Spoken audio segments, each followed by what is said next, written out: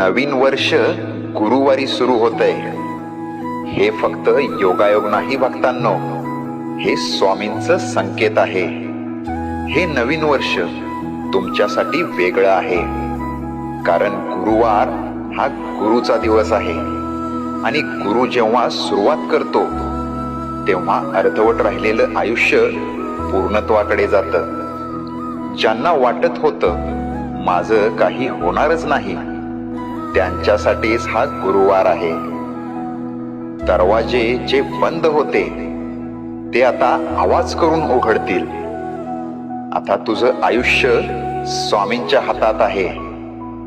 फक्त एक गोष्ट कर, मन साफ ठेव आणि श्रद्धा घट्ट ठेव, कारण नवीन वर्ष गुरुवारी सुरू होतंय आणि गुरुवार कधी रिकामा जात नाही.